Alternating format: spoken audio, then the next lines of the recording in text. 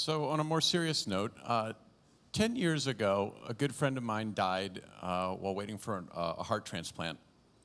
And that set me off on a long journey to see if I can better understand what is a very Byzantine process and see if there's any possible ways to improve things.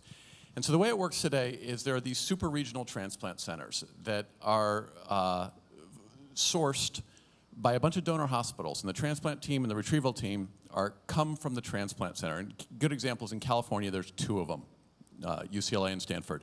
And if you have end-stage organ failure, you want a transplant. In the United States, we do about 5,000 heart transplants and about 5,000 lung transplants. The rest of the world does about, in total, about 10,000 more. Here's why you want a transplant. You want to be on that white line. What that white line says is that 80% of the people are alive 36 months later.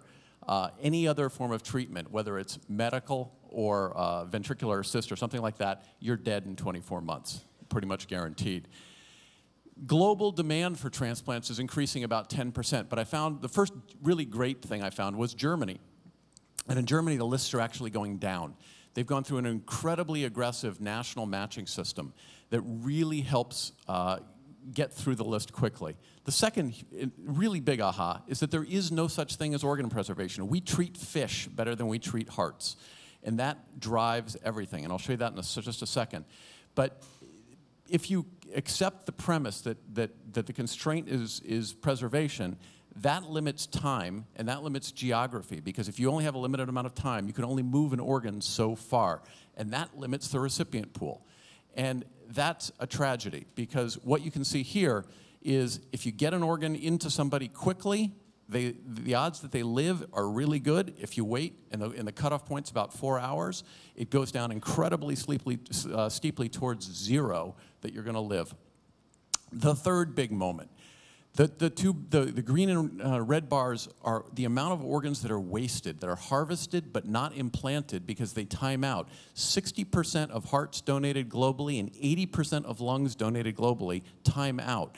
This means there would be no waiting list if we could recapture that organs. Organs on ice are dead. There is no metabolic support. There's no oxygen. There's no nutrients. There's no way to assess the organ, the quality of the organ that the transplant surgeon's actually getting. So that leads to a really strange situation today, which is that most people have severe complications. Most people end up in ICU.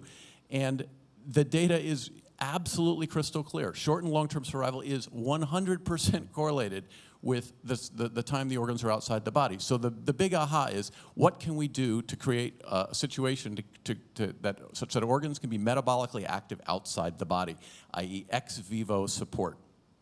And this has been the holy grail for a long time.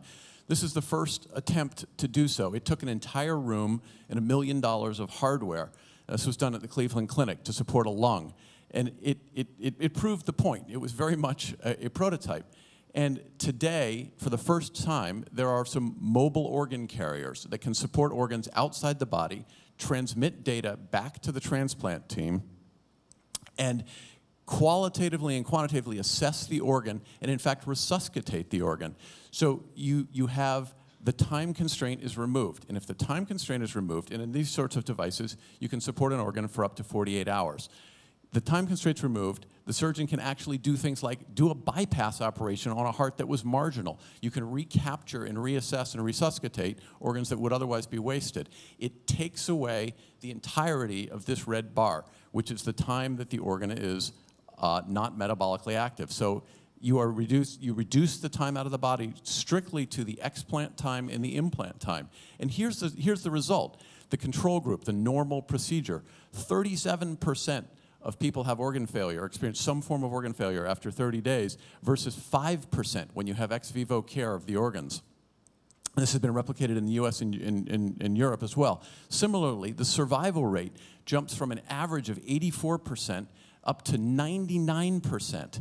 And it's staggering. It is so crystal clear that every transplant surgeon would like to do this, and it will be coming. There's a number of companies working on it.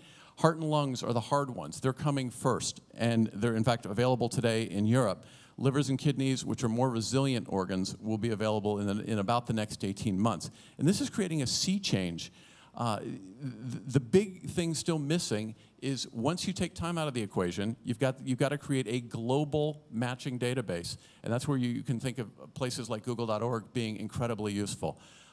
Thanks very much. It's a pleasure to be here.